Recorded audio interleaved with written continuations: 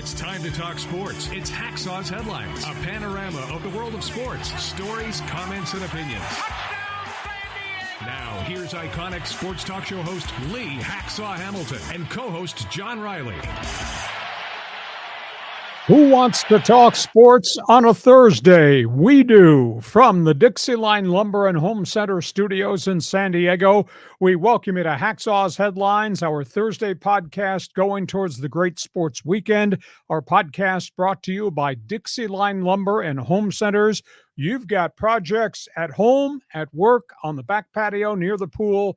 Think DIXIELINE Lumber. They got the materials. They'll give you ideas.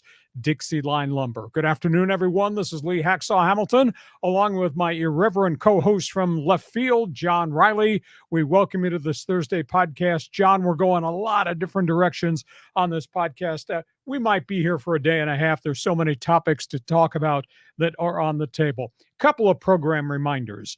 If you like sports, I want you to go to my website. I write on it every day. Check it the first thing every morning.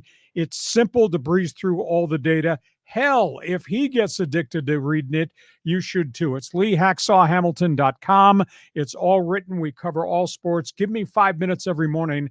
I will definitely give you all the stories there are in the world of sports. And by the way, when you go to the website, we started something called Hacksaw's Insiders Group. You can register. The big orange box is right on the homepage. Fill that out before you cruise through the website. That way you'll get all the emails we have.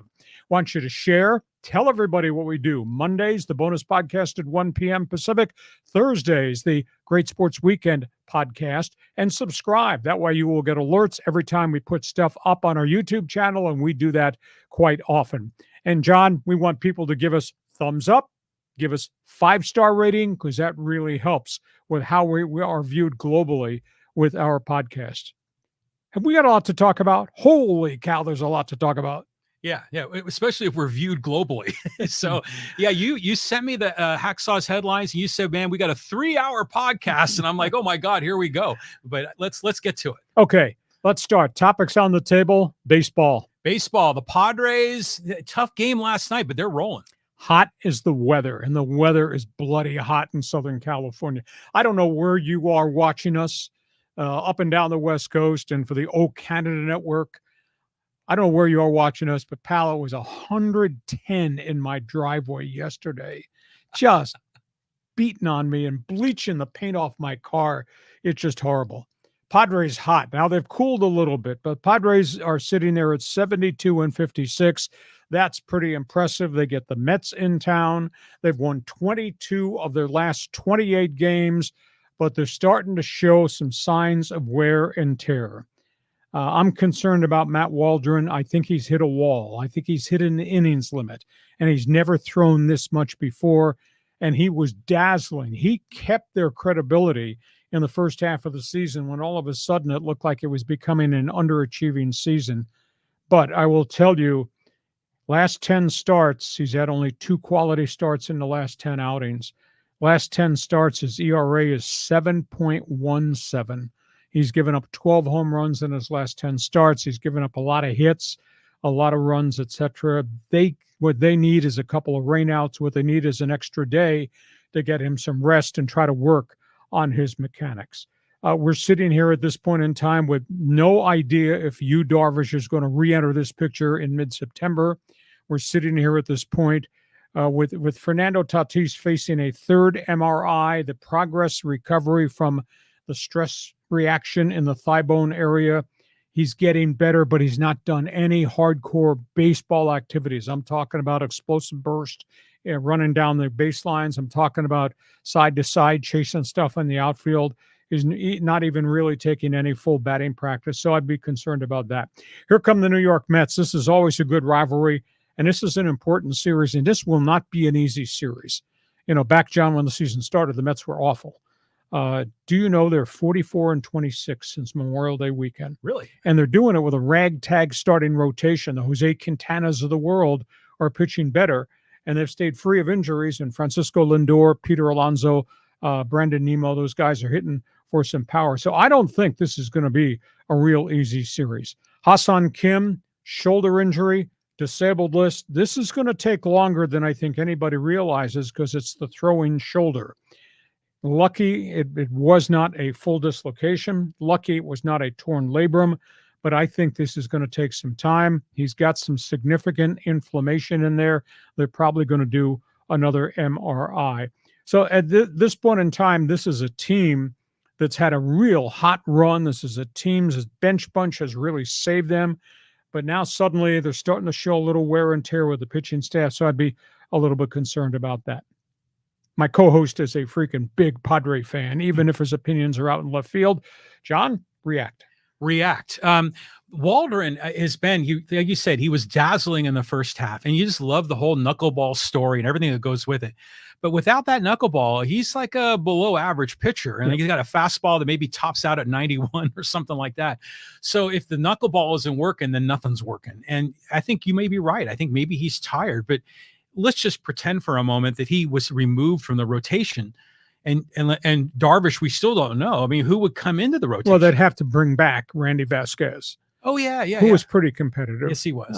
He'd have a bad outing every inning, or bad inning every outing, and it wind up hurting him. I think was his record. I think was 3-6 when they shipped them back to El Paso. But he's probably the likely one. I'm not sure that Johnny Brito is going to be anybody's major league rotation guy. Waldron, last 54 innings, 56 hits, 42 runs in those 54 innings, 12 bombs. As I said, ERA of 7.17 in his last 10 starts. So he's hit a wall. Michael King has not had stressful innings. Michael King, even though he's over his innings limit, has never thrown this many innings. Doesn't look like physically or mentally he's hit a wall, but Waldron is obviously not the same guy. Okay, that's a Padre. Well, I want to ask you one question. What's your opinion? Why did the Mets turn it around? You know, some people say it was the grimace throwing out the first pitch. That might be a reach. You might hurt your shoulder reaching that far for that opinion. But they stayed free of injury. I mean, once they got Lindor back in the lineup, and he's had himself a really unsung hero season, and Alonso, who had a lousy start batting average-wise, starting to hit some home runs. Brandon Nimmo has hit some home runs. I think it's just a better team at this point. They have a young catcher by the name of Francisco Alvarez, who's hit the ball very well, too. And they have not had any injuries to their pitching staff. Now, there's no Cy Young Award guys on that pitching staff, but those guys have given them some serviceable innings. I made a crack early in the season, and somebody dumped all over me with an email. You know, if you think Jose Quintana is going to be the ace of your staff, or Sean Manaea, who's going to lead you to the World Series, shame on you. But those two guys have had really good seasons. Manaea, he's done something different. He's pitching better now than he's pitched for a long period of time. So the guys in their rotation are giving them serviceable quality starts, and the bats are booming. Now, they're not chasing down Philadelphia by any stretch, but, you know, they're right on the periphery right now. That's why this series, I think, is going to be much tougher than anybody realizes. It's going to be a lot of fun. And whenever the Mets are in town, there's always a bunch of Mets fans. It makes me think of the time that Bartolo Colon hit the home run off of James Shields. Remember that? Yeah. You'll know the Mets are in town because the guy next to you is wearing a cap that says NY, and you can't understand anything he says because of his New York dialect. Okay, we go from Padre baseball. Let's talk next topic on the table. The LA Dodgers, drama like a TV show. Oh, that's a great headline. Every day there's something new that's troublesome with the Dodgers. Now, this is hard to believe that we would be so critical and the Dodger fans would be going crazy wanting to remove the manager. The Dodger record is 76-52, John. The Dodgers have won 10 of their last 13, John. The Dodgers have had 18 pitchers on the disabled list. They're about to use their 13th different starting pitcher since June 1st. Now, they're struggling a little bit, and this is really hard because they made all these deals to rent some veterans, but because their injured guys are now coming back off the DL, they just got rid of Jason Hayward, which surprised me because I thought he was a super service sub guy. Got rid of Ahmed Rosario. He got picked up almost immediately. They just got rid of Nick Ahmed, who won 2 games for them and played a really decent shortstop. But that's because all their injured guys are coming back. So they're making some tough decisions. They just DFA'd Brett Honeywell. Now, that was a journeyman pitcher. He used to be in Tampa, was with the Padres of the White Sox. He taught himself how to throw a screwball. He reinvented himself. They DFA'd him with an ERA at 2.22. So the Dodgers having to move guys off the roster to make way for people. And Ohtani's having this unbelievable power season. 39 bombs, 38 stolen bases. But Ohtani is hitting 151 since the end of June. That's hard to believe, but he is hitting for power. The bigger question, as we go to September and they go to October, can you afford to send out Walker Buehler every fifth day with a 6.09 ERA? Can you afford to send out Bobby Miller every fifth day? His ERA is 8.02. And Wow. they've kind of run out of pitchers because they got so many guys on the disabled list. So, man, it's like a TV drama. But they're hitting again because Betts is back, hitting again because Muncy is back, and just flaring balls everywhere. So maybe the bats will just carry them through the month of September. But they got so many injuries, it shocks me. And I'm stunned that Ohtani is hitting 151 since the end of June, despite all the home runs and the stolen bases. John Riley, react. Well, they got money to burn, right? So they can just DFA these guys. I was surprised by the Hayward news. You were telling me that just before we got started. Because you're right. He's a very serviceable veteran. He just won the game against Seattle just a few nights ago. So as the Dodgers start to come back healthy, these veterans, in some cases, it makes you wonder if they're really going to be better than a Hayward or better than a Mohamed Rosario, because those guys were pretty good. Well, they were good in roles, but, Hayward's hitting 202. Yeah, he wins that game. He can hit. He'll go chasing fly balls down, but he's hitting 202, so he's not going to play for you every day. And, Chris Taylor, after just a wretched first half, was hitting the 280s the second half until he got hurt. So you're going to choose Hayward or Chris Taylor, Well, Chris Taylor is always like a Swiss Army knife to Exactly. me, as opposed to a corner outfielder. But it's amazing. The Dodgers with all this wealth, they essentially have like a 60-man roster, and they just kind of burn the salaries of the bottom 20. Yeah. So a lot of moves, a lot of drama, and a lot of baseball still to be played. Hey, you're a Padre fan, you're a Dodger fan. Jump online, get in line.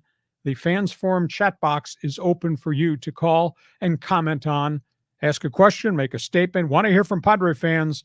Looking for Dodger fan in Southern California, whether that's San Diego Dodger fan, that's LA Dodger fan, Orange County Dodger fan, jump on board. One sidebar baseball note. Now we know what the game plan is for the Angels going forward. This story just breaking. The Angels owner Artie Moreno is going to continue to own the team. The Angels have got a very young roster. Angels don't have much left in the farm system. They've just decided they're bringing the general manager back, Perry Manassian, on a 3-year contract extension. Is it because he does what the owner tells him to do? Is it because he's done a good job with player acquisitions? Is it because he gets credit for hiring Ron Washington? Or is it he's just willing to bring in low-budget money players with a minimum payroll and miss the playoffs again? You tell me your response to that. I can't figure out anything with the Angels. And Perry Manassian, when he showed up as the GM, I really didn't know much about him. And yeah, he was able to sign Ohtani, which was great, and got some other players there. But yeah, it makes you wonder, is he just doing Artie's bidding and trying to keep that budget low so Artie doesn't lose much money? But when you miss the playoffs, attendance is down 31%. Credibility is down 105% in Orange County among Angel fans. So, well, San Diego already has the proven model that you can sell out the stadium even when you miss the playoffs. If you put a good product on the field, but that takes spending money. Yes, it does. And that has not happened there. So those are all things baseball. Feel free to jump into the Fans Forum chat box. We go from that to what's next. The NFL season's a couple weeks away. Yeah, I'm really looking forward to all this. Let's just run around the roadmap here. NFL, going to the final weekend of preseason, then roster cuts, then we get to opening day. Let's start with the Chargers and the Lightning Bolt. Justin Herbert has practiced 3 straight days. Justin Herbert is going 100%. He's taking all the snaps now with the number 1 unit. Justin Herbert yesterday, 25 of 29 throwing the football and threw 5 touchdown passes in all scenarios. He looks really razor sharp. The Chargers, to me, they still have questions. Do you really legitimately have quality wide receivers to replace Keenan Allen and Mike Williams? Or does Justin Herbert make everybody around him better so it doesn't matter who's running the routes, he'll get the ball in the right location? We can argue about that. Offensive line, obviously, it's got 3 number 1 draft picks in it. And so far, they're playing well with Justin Herbert under center. They got problems in the secondary. They just moved one of their safeties, J.T. Woods, who's a big kid who can run. And he struggled with the full vision at safety, but they've moved him to outside cornerback. And they're going to crash course him the next 2 weeks, and he'll play outside corner. He might even wind up being the starter. Quentin Johnston, the number 1 pick, makes some catches. He's running better routes, but he's dropped balls the last 2 days in practice, so he's still got a lot of things to do. So that's where we are with Charger football. Raider Nation, Gardner Minshew is your starting quarterback for opening day. His first speech to the team in the locker room, and then he talked to the media. This is my team. This is your team. We're going to go win with this team. Talk is cheap. We'll see. His record is 15-22 as a starter. He has thrown 54 touchdowns in 49 games, but he's thrown 29 interceptions and had 30 fumbles, and he's taken 105 sacks in those 49 games. So he's got some things to prove in terms of calming the act down. Denver, that is your starting quarterback, Bo Nix. Yeah, I think, barring significant injuries, and anybody could get wiped out, I think that Denver is going to be a surprise team. Bo Nix looks like he's the real deal. Sean Payton's got 3 running backs that are finally healthy. He's got 3 wide receivers led by Cortland Sutton and Tim Patrick, both of whom have had massive injuries the last 2 years. They're back. I got to believe that Denver's going to be a bit of a surprise. Kansas City, they're holding their breath. I'm wondering when the NFL is going to drop the hammer on Rashee Rice, who had 75 catches last year. Remember, he's got 8 felonies against him for his auto accidents, drag racing that injured a whole bunch of people, leaving the scene of the accident. The league has not ruled on that. They're going to rule on Rashee Rice. I bet he's going to sit a while. And they also lost Marquise Brown, Hollywood Brown. He's out with this collarbone clavicle injury. He's not going to start this season. So I wonder if Kansas City's actually got, I forgot, they got Kadarius Toney. It's not my fault I dropped that ball or lined up offside or ran the wrong. Not my fault. He's still on the roster. I wonder if Kadarius Toney makes the roster cut. So those are the teams in the AFC West. Just briefly elsewhere, Brandon Ayuk, they have met. The 49ers front office have met. They've now made 3 different offers. The last offer is $28 million per year, which is double what he was making before, has not signed it. And he's dropped hints, I'd rather go play for Mike Tomlin in Pittsburgh. What? So I don't know where Ayuk's head is. But we're a week and a half out from the start of the season, and they don't have their big guy wide receiver there.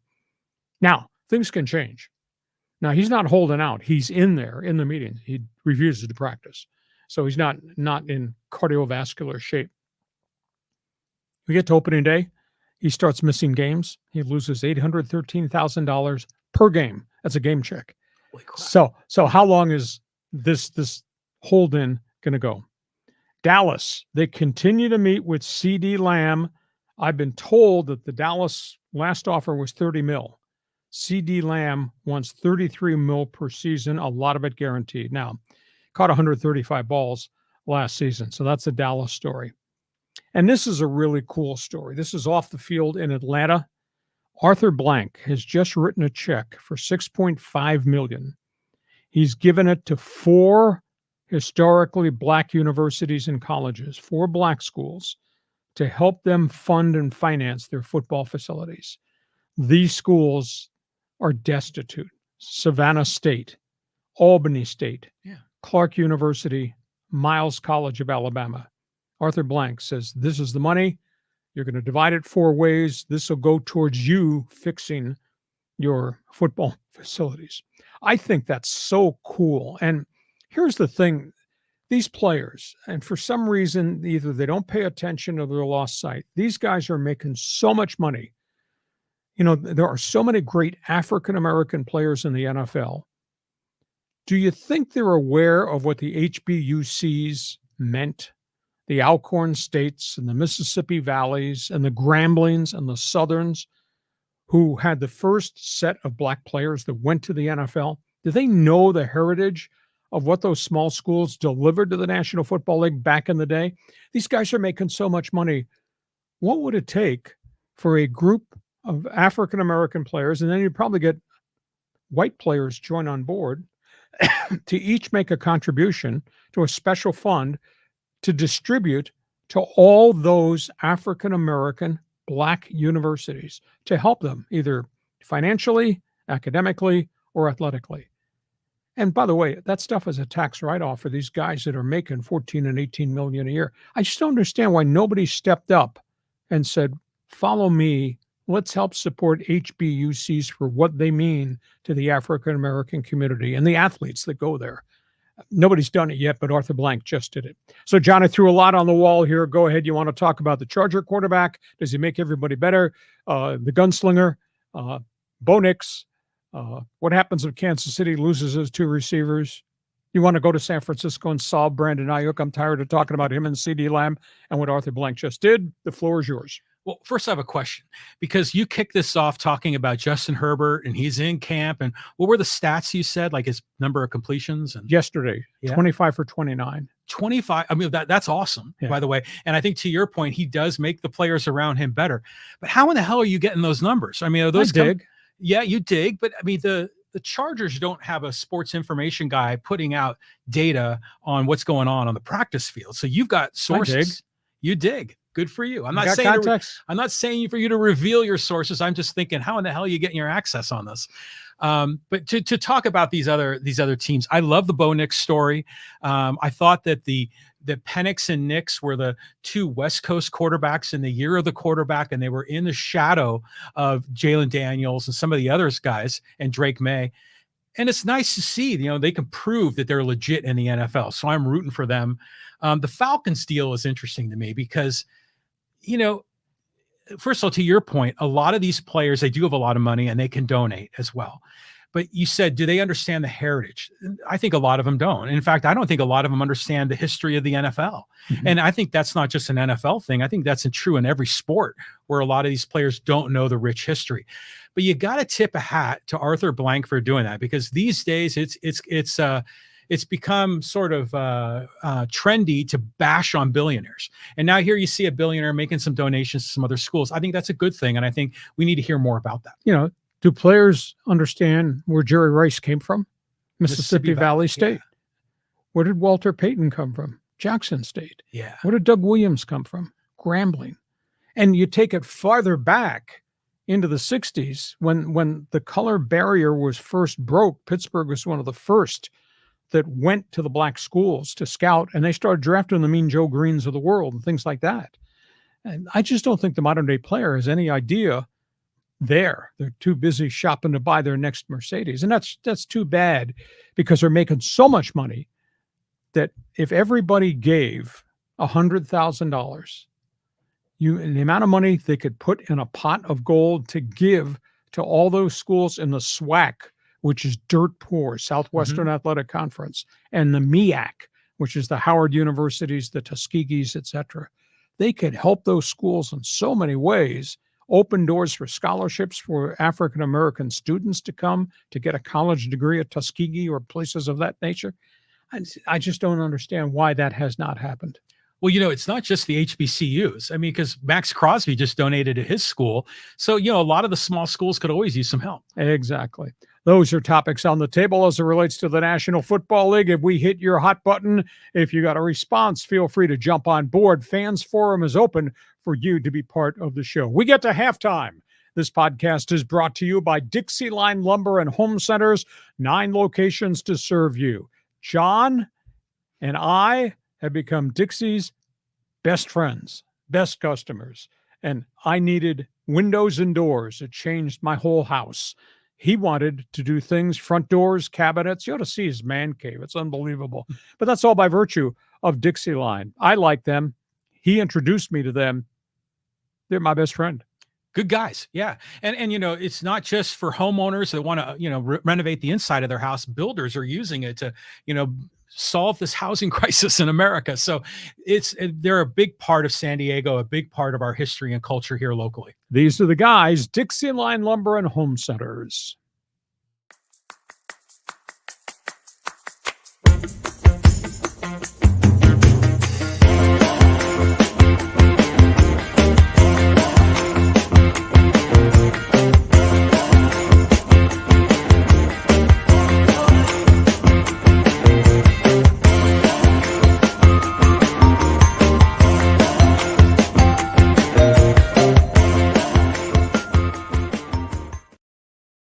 Before we go to the second half, just a couple of reminders. You're all on social media. I am on social media. I'm looking for you to join Hacksaw's Twitter All-Star team. Just go to X. X marks the spot. Punch up my slug line at Hacksaw1090. Become a follower. Want you on board. You like sports? Have you read my website? First thing every morning. You won't believe the volume of information that's available. You can pick your sport, whether it's baseball or football or basketball, the National Hockey League, what's gone on in auto racing, pro golf, etc. Go to my website. Sample it. You'll be really impressed. LeeHacksawHamilton.com. And when you're on the website, there's a big orange box right on the homepage. Want you to join Hacksaw's Insiders Group.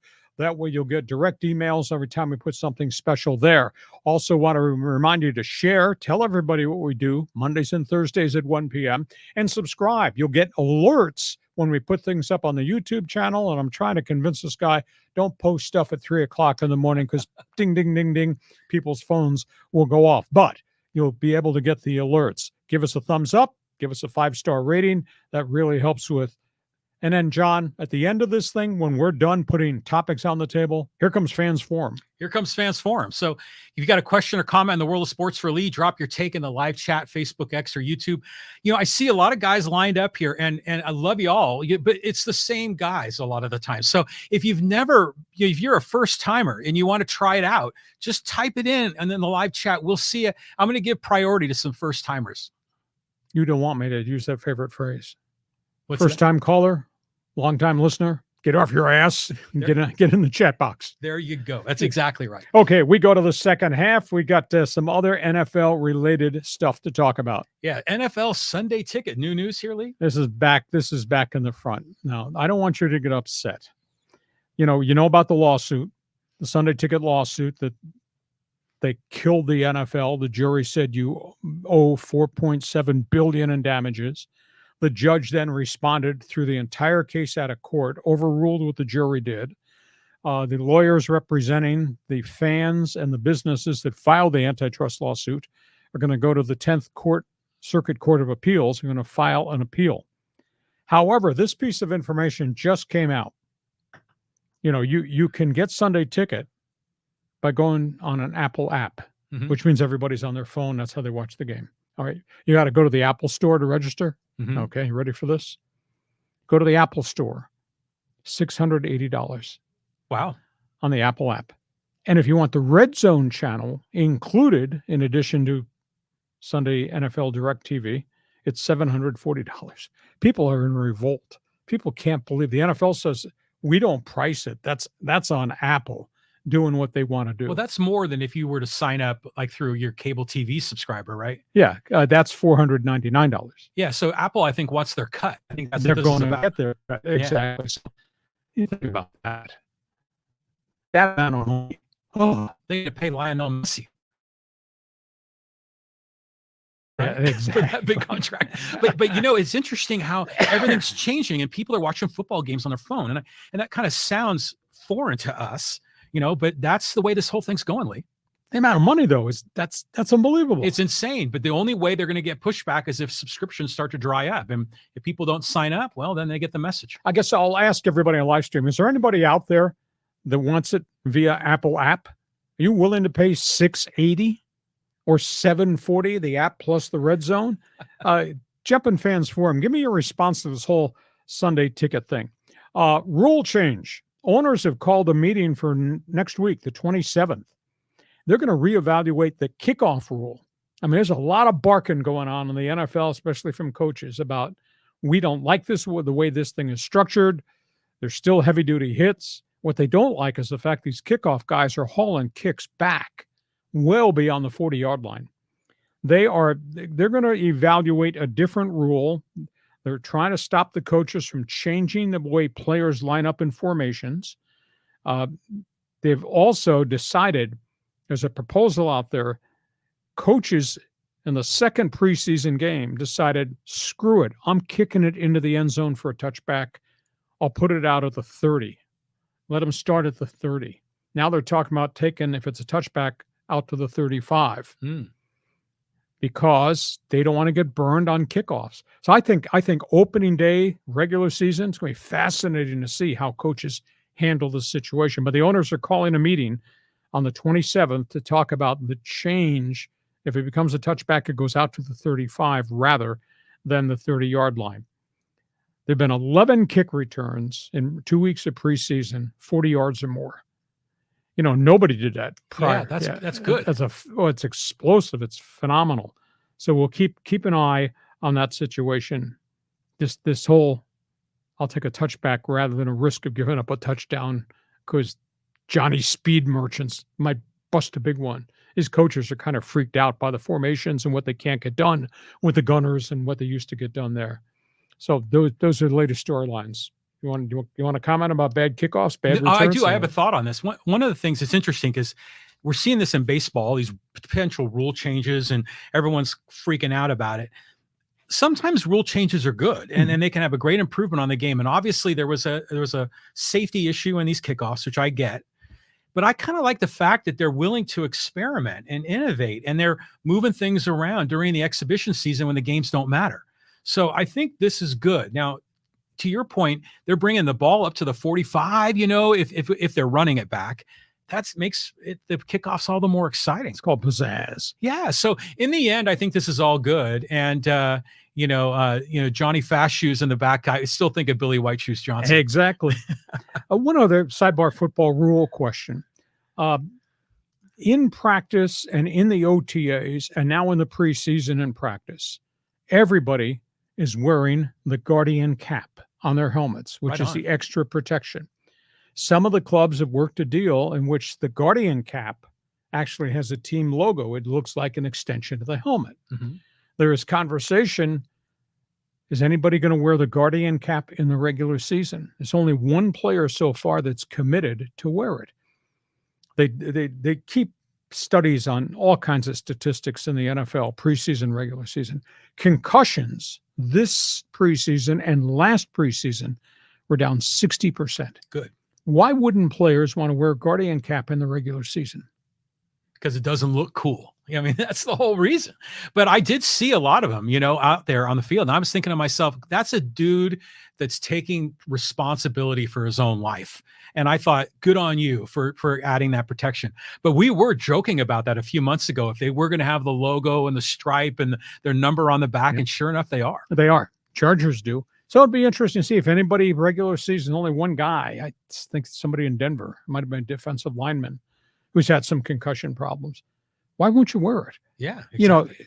Who cares what you look like? Because if everybody starts to wear it, then you all look the same.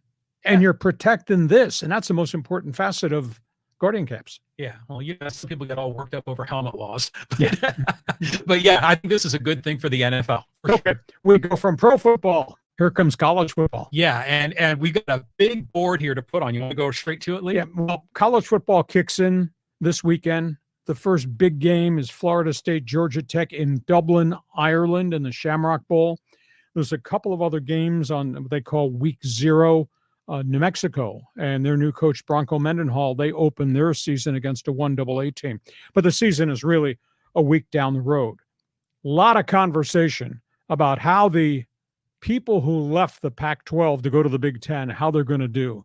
And we touched bases on it briefly. I went back and did research on the schedules. Look at this is the full board of all the teams in the Big Ten who came from the Pac-12. Look at this schedule. Southern Cal opens on the road with LSU and then plays at Michigan in the first 2 weeks of the season. Think about that. Oh, my God. Go to Baton Rouge, and then the Wolverines come out here. However, the rest of the schedule, even though there's big boys on that schedule, Wisconsin, Penn State, and the Fighting Irish are all going to play at the LA Coliseum. But does Miller Moss, the sixth-year quarterback, survive with a road game at LSU, and they face the Wolverines in week 2? UCLA, road game LSU, home game Oregon, right out of the gate. Then the other ones, road games, really tough at Penn State, at Washington, at Nebraska for the Bruins. Washington Huskies, and they're in full rebuild mode in the post-Michael Penix era. They get Michigan up at Husky Stadium in Seattle. but they got to go to Iowa. They get SC up in Seattle, but they got to play at Penn State, at Oregon. That schedule's really hard. And I'll tell you what, you don't want to miss week 3 of the season. Oregon Ducks, Autzen Stadium, home, Ohio State. Hey. On the road, they got Michigan, Wisconsin, which will be tough. The rest of the Ducks schedule, and the Ducks are preseason ranked number 3 going in. So, boy, it's going to be hard for SC out of the gate. I think it's going to be hard across the board at UCLA. I think it'll be a rugged season in Washington because they're in full rebuild mode with a new coaching staff.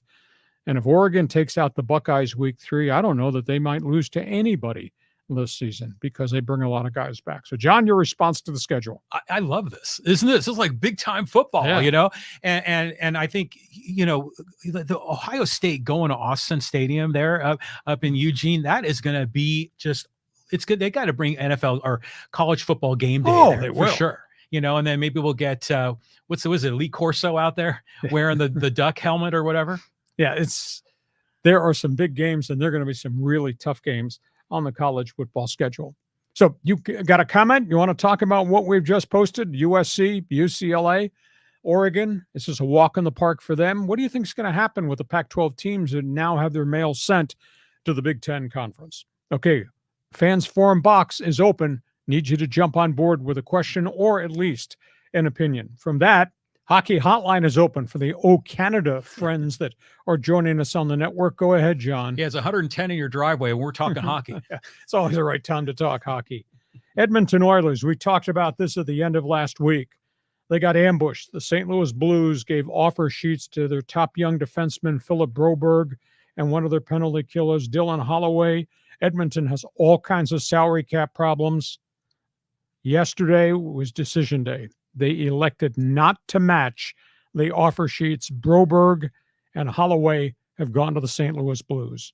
That's a bit of a shocker. Edmonton replacing some people with trades. They just made a deal with Vancouver to get former number 1 pick, Russian forward Vasily Podkolzin. Guy had great expectations, just has not been able to score in the NHL. He's still very young. He's going to the Oilers, and he'll probably be a third-line guy who can score goals. Maybe he's going to have a breakthrough there. The other story out of Vancouver is much more significant. Rumors are flying everywhere that Thatcher Demko, their all-star goaltender who got hurt in the playoffs with a knee injury, is not recovering at the speed that he needs to recover. He's going to miss the start of the season. Now, Vancouver, they used their third goaltender, Arturs Siljovs, and he played really well in the Stanley Cup playoffs. He's going to wind up being the starter. Vancouver's trying to make a trade to go find a veteran goaltender. And the last story is in Montreal. I think this is a hell of an acquisition, but this is a hell of a gamble. Montreal traded a high draft pick and a top young defenseman to Columbus for Patrik Laine. Laine is the controversial Swedish right winger who left the team in the middle of the season with substance problems, also had a leg injury. He's cleared to play. He's been reinstated. Didn't want to play in Columbus, so they traded him to the Montreal Canadiens. He scored 204 goals in 5 years. This guy is a big-time player, but that being said, this guy has also got a reputation of not being a hard worker. So he winds up going to the Montreal Canadiens, and Montreal takes on $16 million. They're one of the few clubs that had salary cap payroll space, $8 million a year for the next 2 to get Patrik Laine. So you got Edmonton, as great as they were, losing 2 of their younger guys. You got Vancouver looking for a goaltender, and what Les Habitants, the Bleu Blanc Rouge, just did in Montreal. And the aspiring hockey fan, John Riley, says, help me understand the schedule that we got for the next 2 or 3 months, because the season begins in early October, right? Right. So do they have camps, and when does that start? That all starts mid-September. Mid-September. There'll be rookie camps. Everybody brings their rookies in early. They play a round-robin tournament. The Kings, the Ducks, San Jose, and Vegas will play a 4-team tournament with all their rookies. And then the main camps open, and everybody goes to camp, and then they start in late October. Are we getting any evaluation on the rookies that were taken in the recent draft, or is that's just all private workouts at this point? Well, it's private workouts at this point, but everybody's excited. San Jose had the number 1 pick, and they took the kid out of Boston College, and he is going to be they're building around him, but they've been so bad last group of years because they went through a fire sale. They got a lot of young players coming in. But again, young guys learning on the job. Like a year ago, Connor Bedard, Chicago, he came in, but he was surrounded by the last place roster. It took a while, and then he got hurt. But Chicago has gone out and gotten veterans now to put around Connor Bedard. San Jose is just in the process of building with young college players. It'll take some time there. One more question. I'm just looking at the Canadians logo.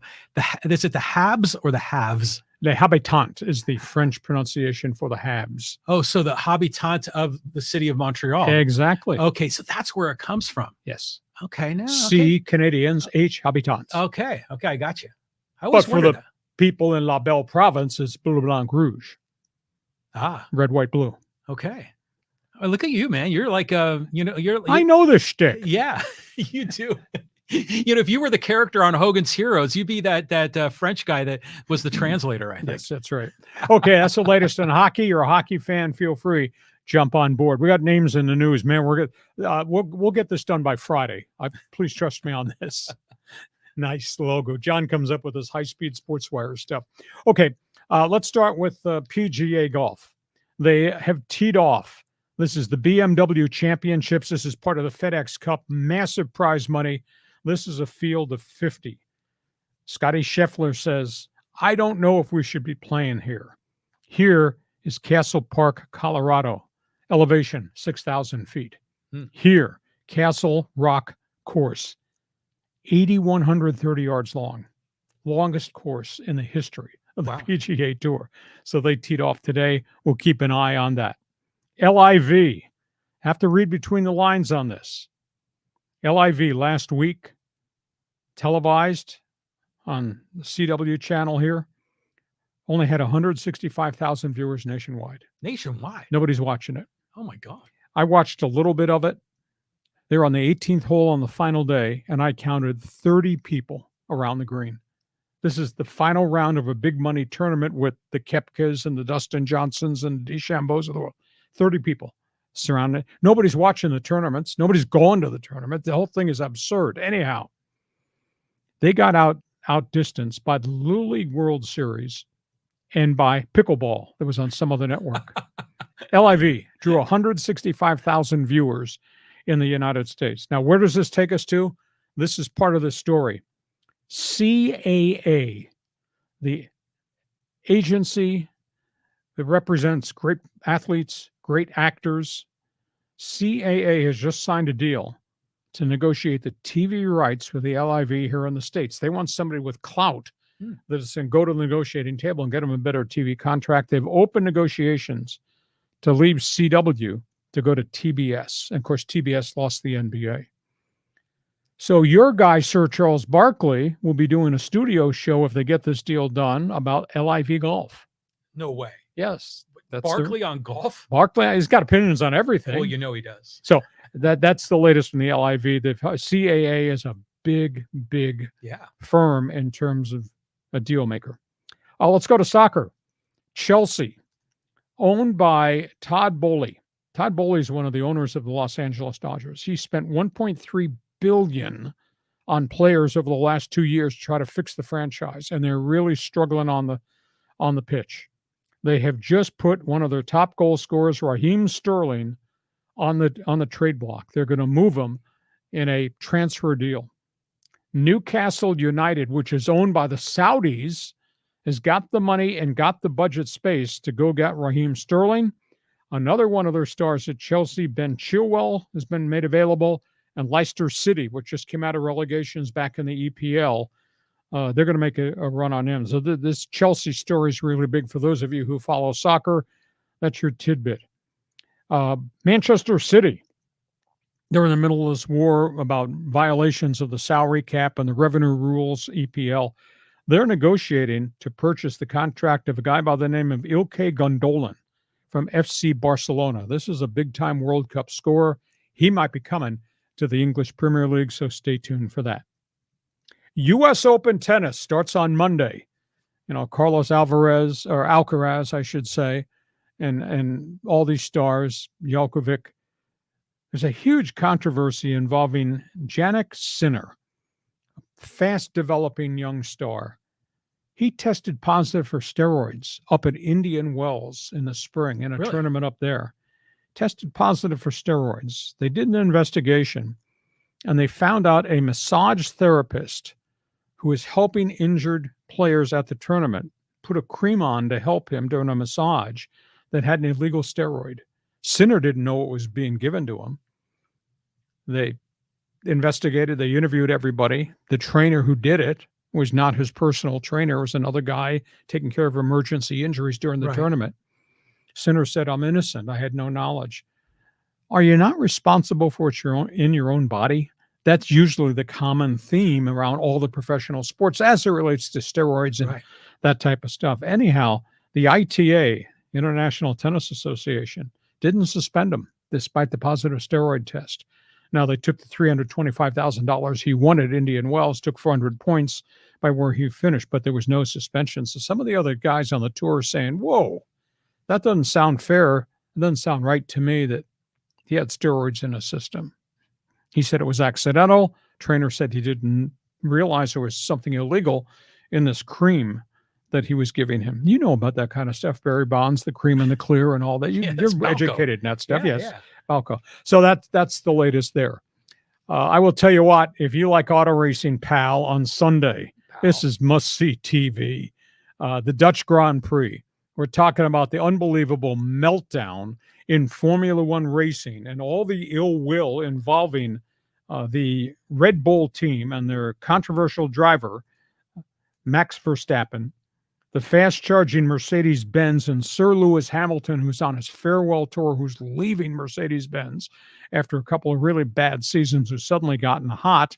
And then obviously the mess involving Team McLaren and their outspoken driver, Lando Norris. So if you like auto racing, this is must-see TV because there's a lot of ill will in the paddock, on pit lane, and on the track involving those three teams. And NASCAR. You knew this was coming. We told you about it months ago. Stewart-Haas is folding its entire NASCAR operation because of costs and the fact they've had no success and they can't find sponsors, and the red ink is starting to pile up.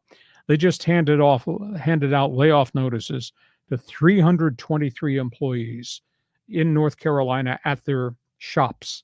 They're folding 5 of the 6 teams, and they're putting everybody out on the street. Thanksgiving weekend, they just gave them all the advance notification of termination. So that's tough. So those are late-breaking stories that we thought you might find interesting. And I got one other tidbit here for Smart Guy. John and I have known each other a couple of years. We're about to finish our 200th podcast, which is pretty good that we've tolerated each other for this long.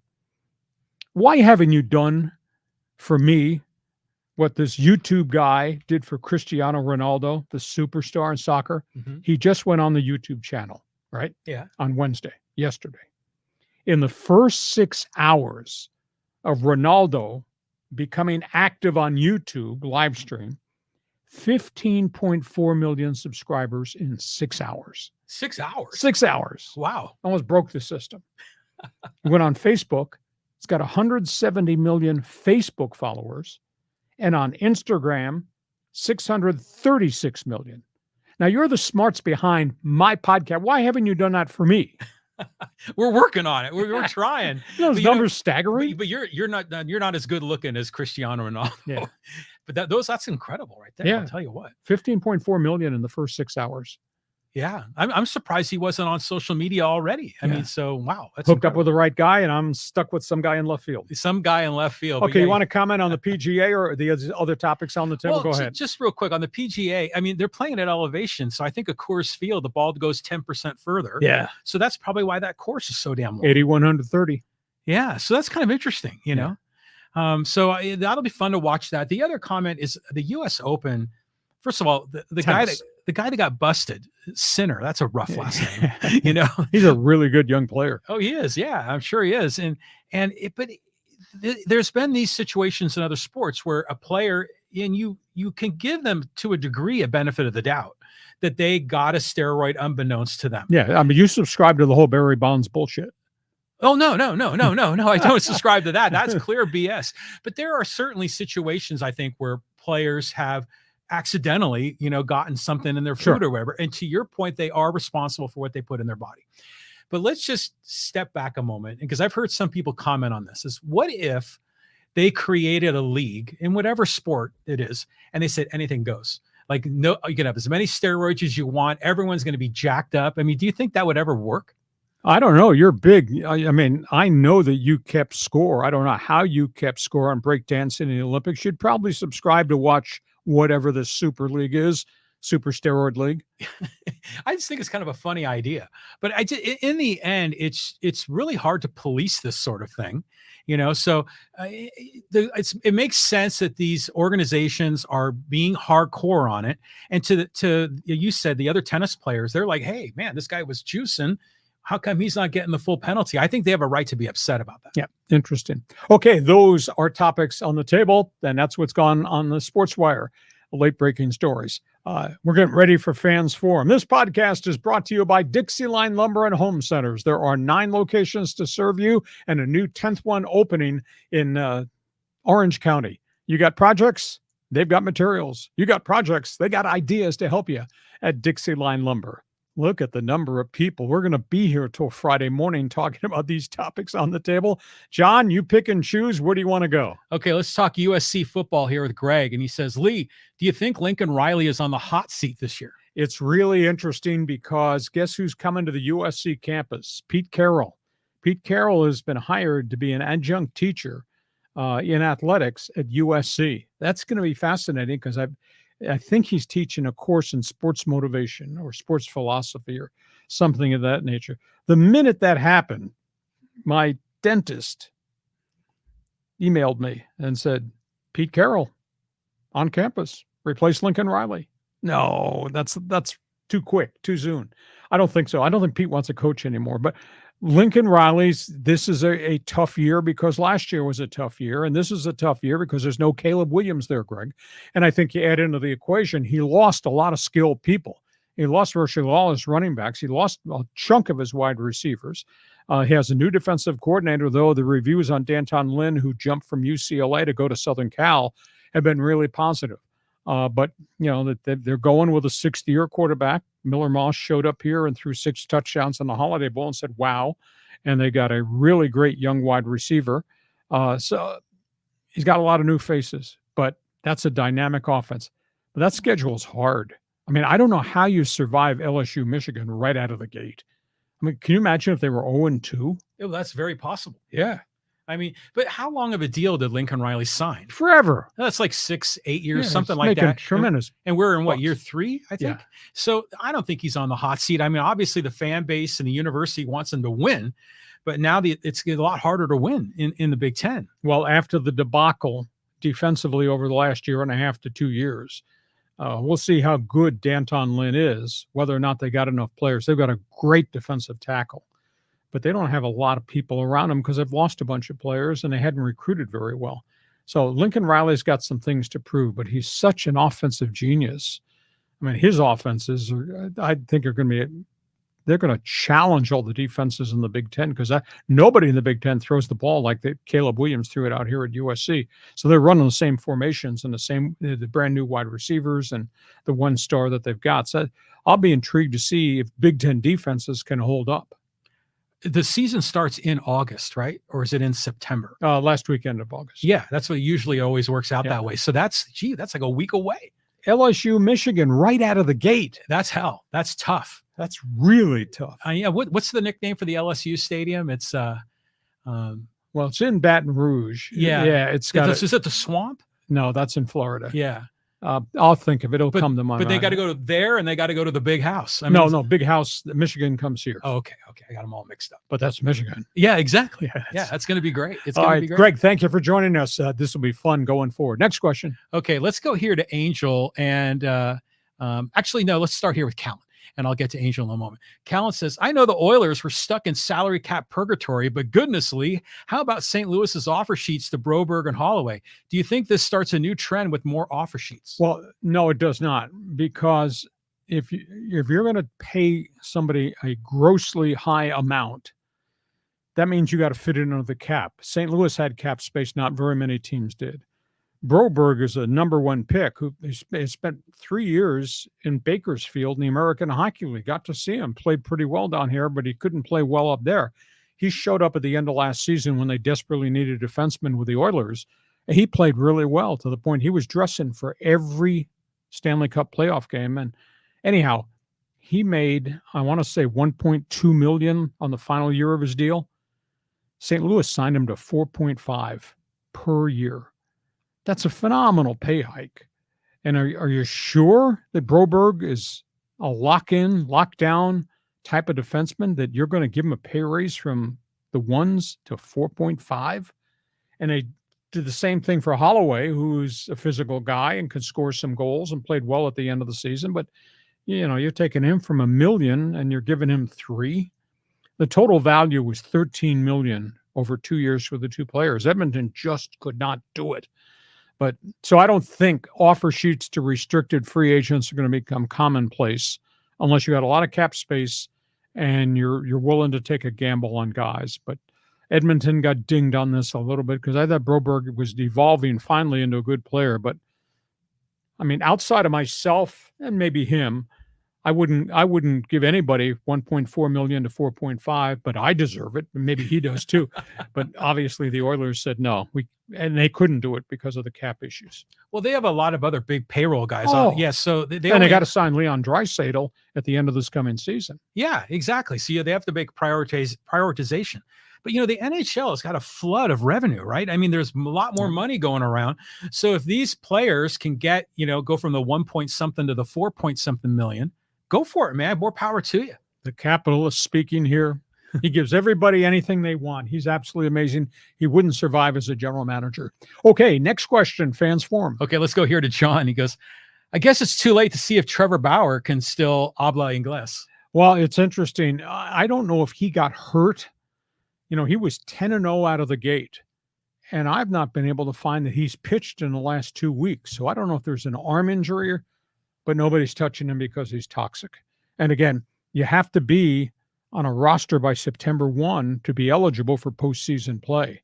And at this point, I've heard nothing that anybody's interested in signing Trevor Bauer. And like I say, I've tried to keep tabs on the Mexico City, what's their nickname? Diablos. Diablos, yeah. Try to keep tab on a week-by-week basis. And he has not, I don't think he's pitched in the last 2 weeks. So there may be some type of arm injury. But he was 10-0 out of the gate with a 1.50 ERA.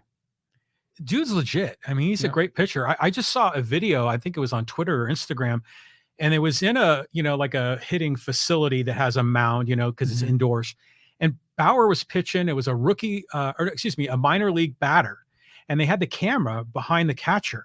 And so I could see the movement of the ball. It was like unbelievable. Yep. And he threw the curve, he threw the slider, he threw the 2-seam and the 4-seam, and that hitter didn't have a chance. So I'm shocked that he still hasn't gotten a second chance forgiveness in the Major League Baseball. Colin Kaepernick didn't. No. So maybe Trevor Bauer's walking down that same road. I like you, I'm stunned. John, thank you for the question. Okay, let's go to Angel now, and this is a two-parter. First, about the Padres. Should be a fun series between the Padres and Mets. San Diego has been the hottest team unless they have a September collapse.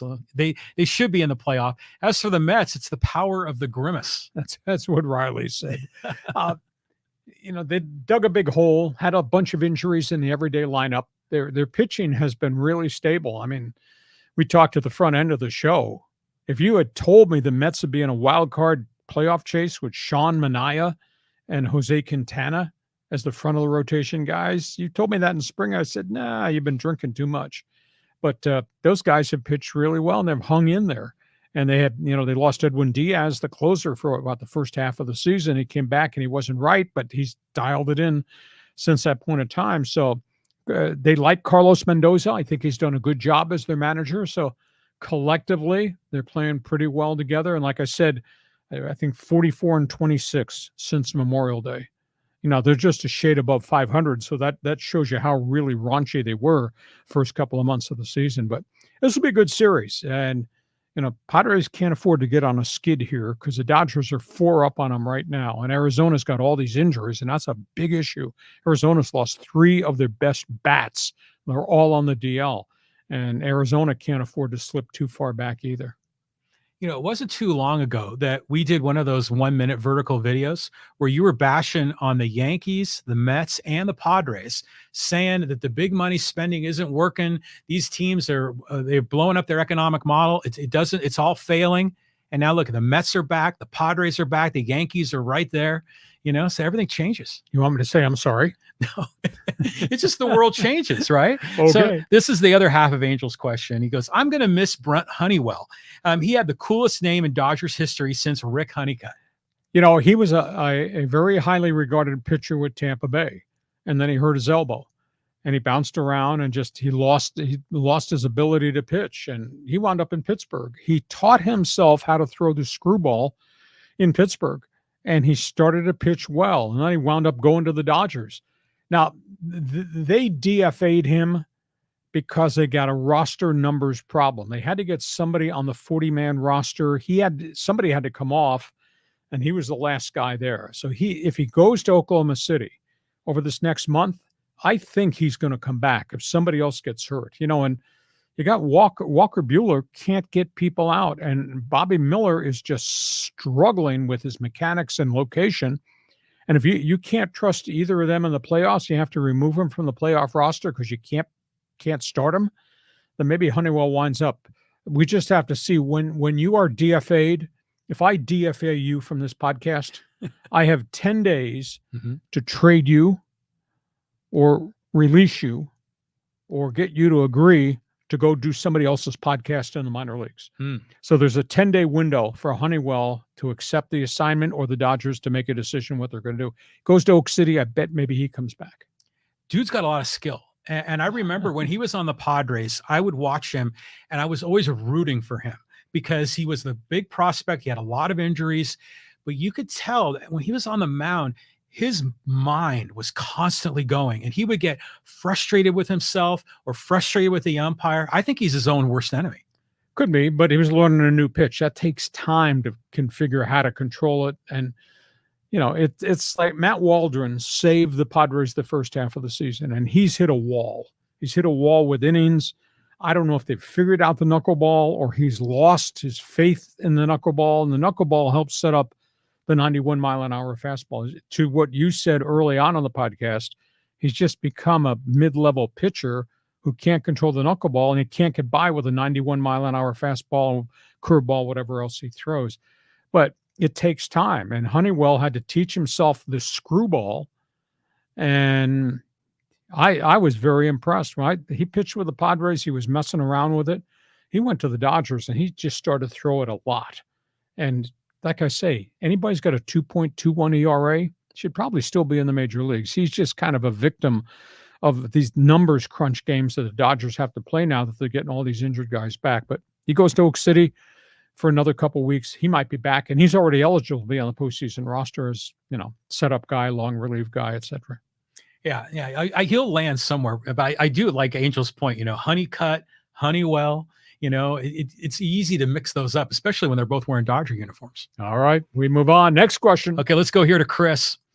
And he says, saw frustrated Fryer sounding off from Oceanside. Pods have been seemingly 5 out or 6 games out for months, and the Dodgers lead is growing. Their depth and arrogance is allowing them to DFA 300 hitters like Rosario and clubhouse leader Jason Hayward. Arizona will not lose, and Tanner Scott is throwing beach balls. Damn it. Is it time to panic? Reaction. Well, my reaction is I was concerned right from the get-go with the numbers and depth they have in the bullpen. I thought Mike Schilt was going to the bullpen an awful lot. Tanner Scott pitched 5 times in 7 days. He hasn't been the same since. So they got to be judicious how many times they call on certain guys here. But the Padres, let's be honest, Padres at one point were 9.5 back, and they got that number down to 2. Now that's when the Dodgers had the whole world on the disabled list.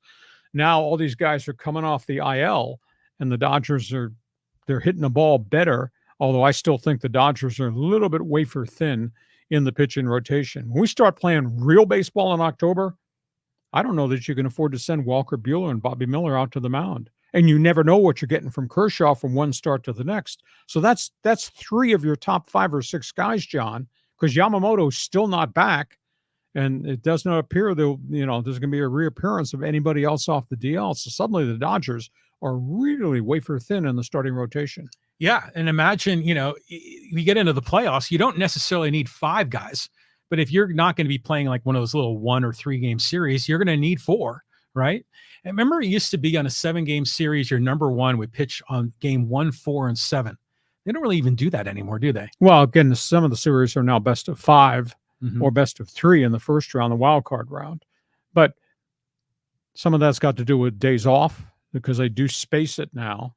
So it's just a different structure. And if you get rainouts in October in some of these northern cities, that kind of changes the whole thing. But at the end of the day, the Dodgers got to be concerned about this pitching situation because unless Yamamoto, and he's going to throw one more sim game, and then he's going to go to Oak City and he's going to throw rehab. But even if he comes back the second week of September, I think that's target date. He's only coming back to throw 40 or 50 pitches. He's coming back for 4 or 5 innings. He's not coming back the way he was before he got hurt. So the Dodgers suddenly, I just think, have a pitching shortage problem with the rotation. I mean, if you got to use bullpen days in the playoffs, pal, you got a problem. It's just too much chaos with their roster. It's called drama. It's drama. Like you said, it's like a TV show. As a Padre fan, though, I'm not panicking for the Padres. I mean, they just beat Minnesota 2 out of 3. I mean, and they beat Cleveland. They beat Baltimore. Yeah. I mean, they're playing really good ball. But there is no Kim, and their pitching staff's starting to look a little threadbare. You know, it's like I think everybody's holding their breath. Can Michael King just continue to dominate?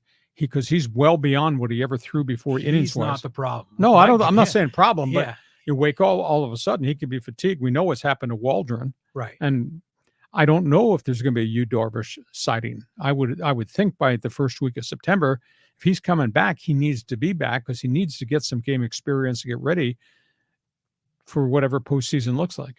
You know what's cool about the whole Yu Darvish deal is that, generally speaking, everyone's been very respectful of his situation. Yes.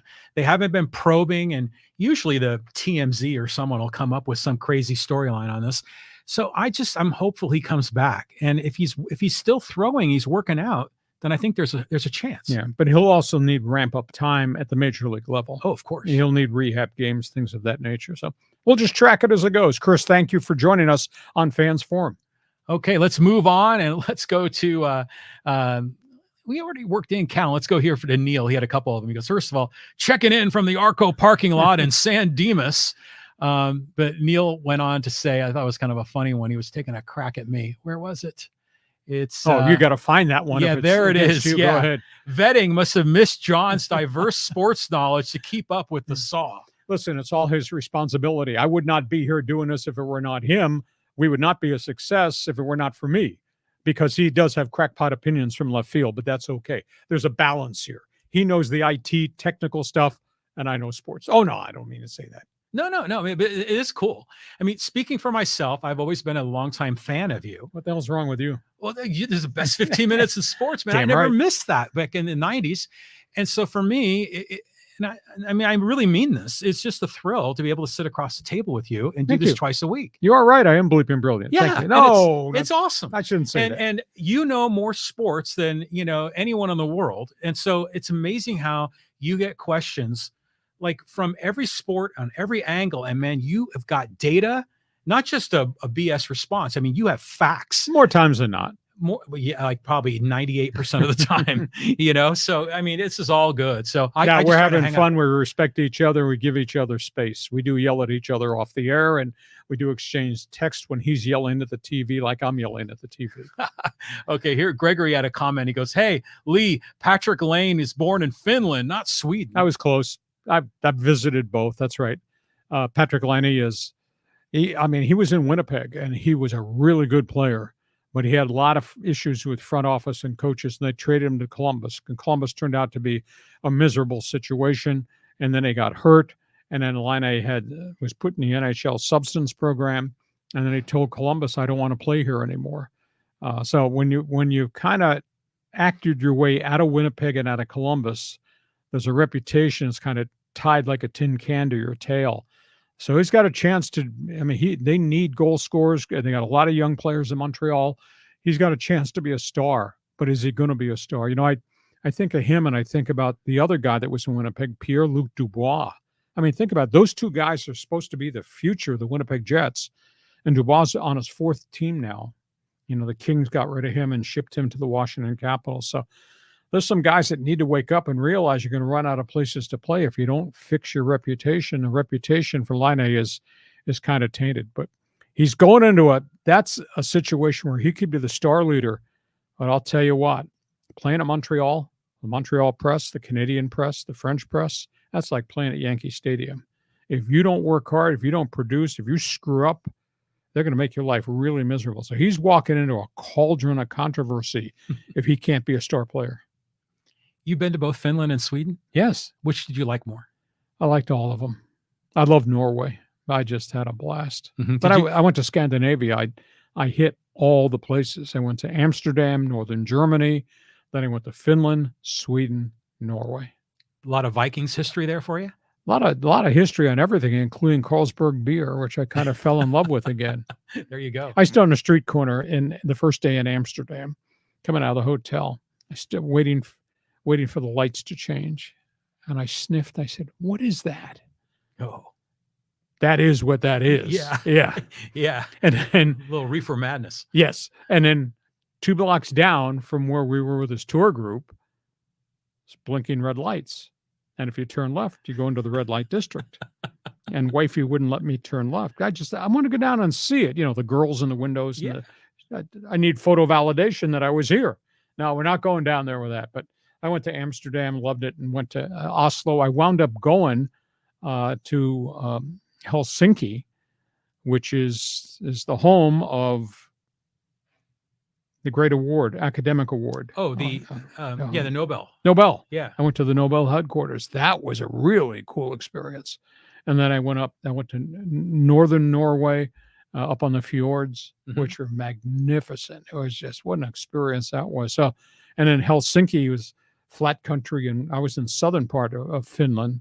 Northern part is really different, but I was wanted to go to Lapland to see if I could find the guy that listened to our Charger broadcast that sent us the cassette. Yeah. From at the top of Norway, right? Yeah, top of Norway, Lapland, which is way up there with the reindeer. Unbelievable. So, yeah, so I really love Scandinavia. It was a great experience. And then like I said, it was summer and it was hotter than Hades for some reason where I was. And I tried a Carlsberg beer, and I could sit there and drink that all afternoon and talk sports.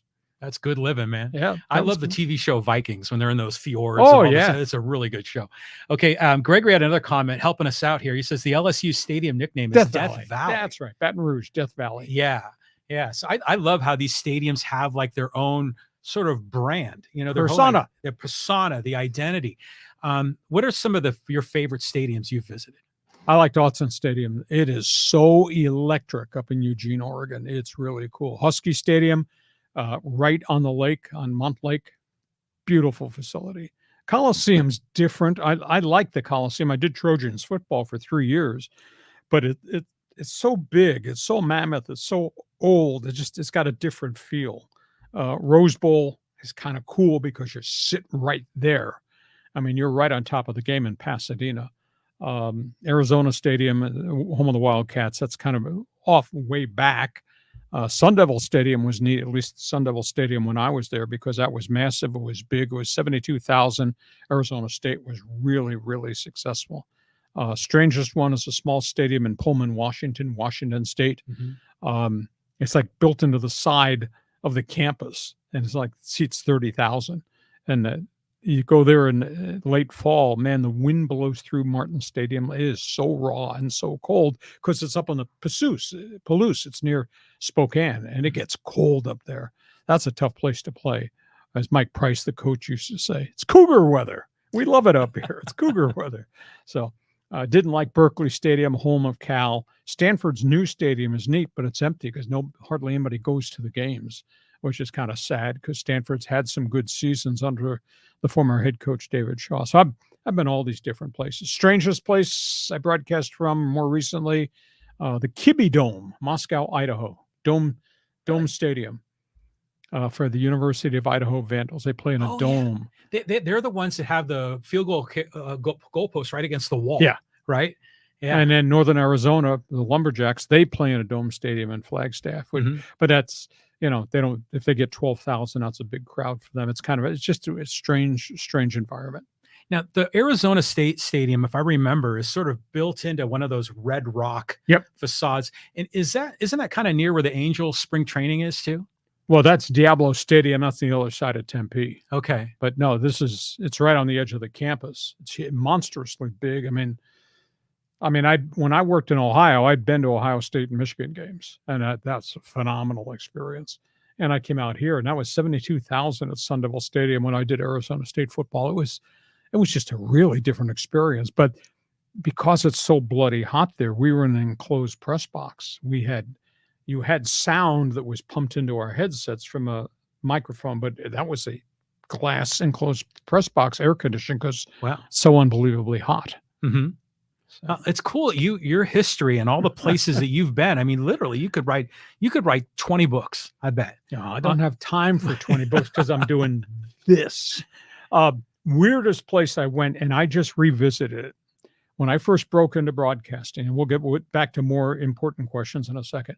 When I first broke into broadcasting, I did Division III football for a place called Hamilton College in upstate New York. Hamilton College Continentals. Mm-hmm. It's kind of like a small Ivy League campus, etc. So we traveled. We played games in New England, at Bowdoin in Maine, and Tufts in Massachusetts, and Bill Belichick's school, Williams College in Massachusetts. I did a game at St. Lawrence University up in way upstate New York, small academic school. And we played up there in November, and it's bloody cold in the northern Adirondacks, and we froze. So anyhow, about 4 years ago, I decided I was going to travel the Adirondacks, and I drove through the northern Adirondacks, upstate New York, and I wound up in Canton, New York, which is where St. Lawrence and Potsdam University are, and Clarkson College. So I parked in this lot and looked across the field. So it's the stadium I was in. So this was in 2021. So I got out and I walked across and I ran into somebody and they said, "You've ever been here before?" I said, "Yeah, I broadcast a college football game here in 1972. It was funny. We froze our ass off. Oh, it was so cold. But that's the northern Adirondacks, almost up on the lake.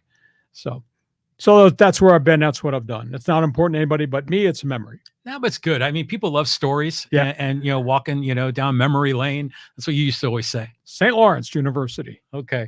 Let's get some social media folks here in on the business. And let's start here with a little Kaepernick and Chargers. This is from T-Bird. He says, Cap surely does not have more credibility than Easton Stick. Does Easton Stick take a knee at the national anthem? He was terrible at the end of his time with San Francisco. Terrible. He's everything we don't want on a team ever. Keep your own delusions away from the Chargers, please. Perez has shown promise as a backup. Nobody wants Cap. Nobody. 8 years after not being a marginal quarterback anyway. You hit a nerve. Does that mean T-Bird didn't agree with my one man's opinion column? I understand it. It's not going to happen. He's been away from the NFL way too long. If he had accepted Harbaugh's offer, he probably would have been a coaching intern this past season. That might happen in February if he wants to get into coaching. I'm not going to run through the whole story, but I learned so much about Kaepernick after he was out of the NFL that a much different appreciation of who he is. And I'll tell you what he's done in each of his communities. He's a special guy. You may not agree so as it relates to the flag, but what he's done from a charitable standpoint to help the homeless, to help after school programs, he's funded it all himself. And he went to Ghana, dirt poor Ghana in Africa, and gave them a check for $1 million to build a pediatric care center hospital. So everybody's got a different opinion on Kaepernick. I just have a little bit of a different view, but he's not going to play ever again because he's been out way too long, but he might wind up in February. If I'm still here doing this podcast, if this guy is still here with me, we might be talking about Kaepernick coming in to work with Harbaugh as a college intern or coaching intern. We'll see what he brings to the table from an offensive standpoint. Yeah, I think it's all very interesting, the Kaepernick thing. But for some people, it don't matter what he does. Sure. If he could donate $1 gazillion to whoever needs it, he is still going to be the devil incarnate to certain people. Okay. He didn't agree with my one man's opinion column, but that's why you should check my website, because I write a lot of different stuff every day of the week. Okay, let's go here. This is a good topic about the Rookie of the Year controversy. This is from Anna Martinez. It says, how can anyone compare these two? Just keeping it real, no comparison. Merrill is clutch for Rookie of the Year. Love that he could care less and just wants to go play good baseball. Yeah, exactly. And again, everybody said, well, Paul Skeens, the Pittsburgh rookie pitcher out of LSU, who just roared through the minor leagues and got there in 15 minutes, he had the great start. I think he was 4-0 or 5-0 out of the gate. It's kind of caught up to him now, and the Pirates are thinking of putting an innings cap on him and shorten his outings, because he's gotten racked his last 5 starts. I think his ERA was 5.60, so he's a little bit fatigued right now. And again, Jackson Merrill's playing every minute of every game of every day, and he's hitting in and around 300, and he's playing Gold Glove type outfield, and he steals bases, and he hits home runs. So I think he's Rookie of the Year, and I don't know anybody, maybe A.J. Preller, anybody that could have thought this kid was going to do this when he went to camp as somebody's shortstop and they wound up in center field. It's been awesome to watch this guy. And you know, I saw a review, a coach was looking at video of the way he hits and how the plane of his swing changes if the ball is at the top of the zone or at the bottom of the zone. And it's sort of an advanced approach for hitting that you would never in a million years expect from a 21-year-old kid. Yeah. But you said what was interesting is that you said he's getting near 300. And I know he's hitting like 289, 290, something like that. But isn't it interesting that there's only a handful of people in the NL that are hitting over 300? So besides the fact that Merrill, if he gets hot again, he could win the title, which would be amazing. But why aren't we seeing more 300 hitters? Because the pitching staffs throw wicked stuff. And then when you get to the 6th inning, then you're facing this myriad of relievers who throw wicked stuff. Mm-hmm. I mean, that's the base explanation. You explained to me how Ohtani with 39 home runs could be hitting 151 since the end of June. That is mind-blowing to me. I mean, a lot of things I can sort of rationalize, but I cannot rationalize that one at all. And you'd say fatigue, but he's not doing anything except studying pitchers and video and swinging a bat 4 times a game. He's not playing in the outfield, running into walls. He's not pitching. And I say nothing negative about Ohtani, because this is a generational player I don't think we'll ever see again. But you think back to all his preparation with the Angels and what he had to do as a batter and what he had to do to pitch once a week between starts, bullpen sessions, and study video of the next lineup he's going to throw against and study the video of the pitcher he's going to face that night as the Angels DH. I don't know if enough hours in the day, and his mental fortitude not to burn out doing it. Well, yeah, he's just a special guy. But dude is hitting 151 since June, which is a shocker to me. Yeah, and plus he's dealing with all the controversy about the gambling thing too. That's in the past. But you know, even with a low batting average, like around, you said 147 last time, I bet his OPS is still probably over 900. That's because he does hit a lot of doubles and he does hit a lot of home runs. Mm-hmm. That's remarkable. See, his batting average is still around 300 despite what's happened since the last week of June.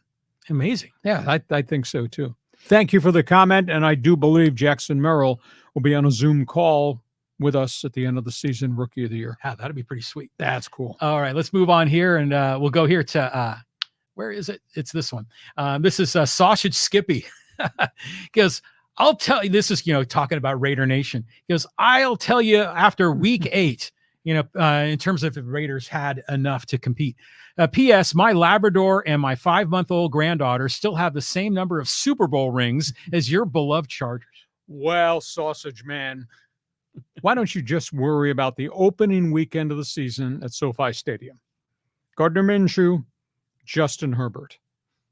Because we'll just have to wait and see what happens in week 1. Because if the Raiders are going to be what you think the Raiders are going to be at week 8, they better win week 1 against the Bolts. And that'll be impressive if they do. But that's Gardner Minshew, who's hot and cold, the gunslinger. That's Gardner Minshew lining up against Joey Bosa, Khalil Mack. This new look package of linebackers are 7 deep at linebacker, and that's Jesse Minter's blitz team. This Gardner Minshew has taken 105 quarterback sacks in his career for 49 or 51 career starts, whatever the number is. So let's just see what happens in week 1, and then we can argue more about where the Raiders are going to be in week 2, or as you would say, week 8. it's going to be, I can't wait for the NFL season to start. I just love the matchups. Oh, it's going to be awesome, especially week 1 for these two teams facing off against each other. It's interesting when you shared the numbers about Minshew, and he has more touchdowns than games played, which is good. You'd expect that. But the ratio was like 2 touchdowns for every 1 interception, where you need that to be like 4-1, 6-1. No, 51-24, that's a great ratio. But then when you tack on 30 fumbles. Yeah, that's horrible. Yeah. And then you tack on, I think it was 105 quarterback sacks.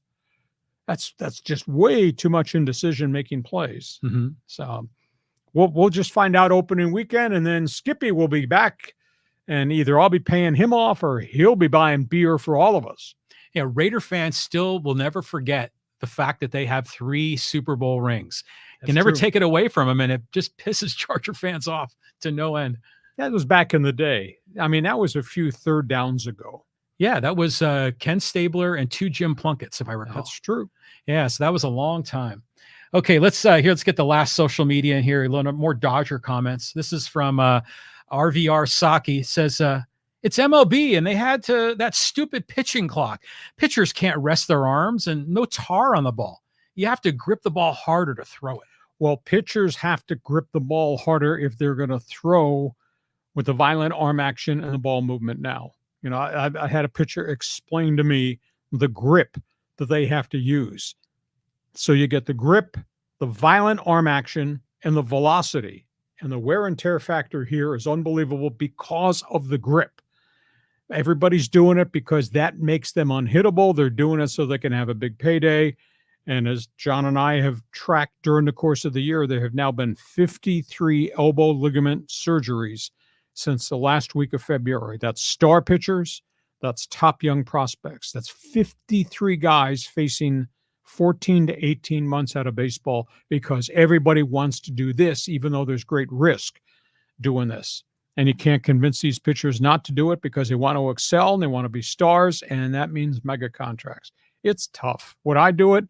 I'd have to think long and hard before if I do that, because I'm putting my career at unbelievable risk. I mean, 5 of the top Dodger minor leaguers who've been in the show and pitched and now got hurt, they've all had the same injury. So there's a big question. Are the Dodgers counseling them maybe not to do this because you know what's going to happen? Big issue. Well, the incentive structure is such that they're going to do everything they can to throw 105 miles an hour and have just a wicked slider. Because that's how they're getting paid. But it's interesting he brings up the pitch clock. A lot of people are blaming that. The sticky stuff, which I was surprised was it legal before they banned it, or did they just not enforce it? They didn't enforce it, and then it became happenstance. It happened a lot. And then they started to crack down. If we're going to crack down on your guy using steroids in San Francisco, we're going to crack down on my pitcher loading up. Yeah. And so they have. I mean, the minute you get caught, you get ejected. Doesn't matter what the explanation of the appeal is. You're gone 10 games. 10 games out of a pennant race is a lot. 10 games is a lot of salary that you don't get. But yet there's still some guys think they can hide this stuff inside their glove or behind their ear, etc. So, but they crack down on that just like they crack down on this. Now pitchers who used to use rosin and sweat as a way to grip the ball can't even really use that. And now that's why the pitchers have gone to this delivery with this pitcher, which puts all the stress on your elbow. Yeah. I mean, I could totally see it, because sometimes you ever get a brand new baseball that's slippery. Oh, yeah. And it's really hard to throw it. And if the seams are kind of shallow, there's nothing to really push off of when you throw the ball. Well, they use Mississippi mud. Mm-hmm. The home team does. They rub all the balls up. There's 24 dozen balls that get treated with Mississippi Delta mud to take the shine off it, to make it more gritty so you can handle it.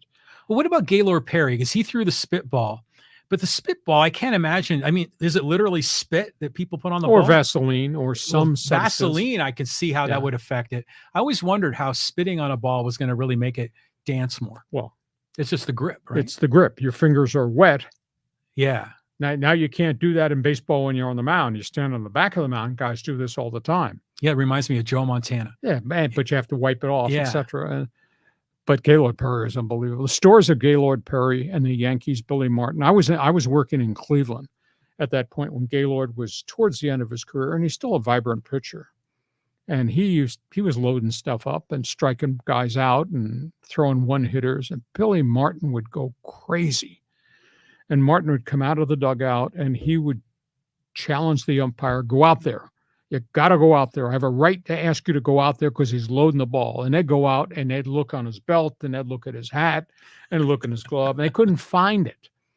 So and Billy got thrown out of a game. So there was a game in Cleveland where he came out of the dugout, and he was raising hell. And he pointed to the dugout, and they had from the clubhouse, somebody had brought a pointer dog, a German pointer dog that was on the dugout steps.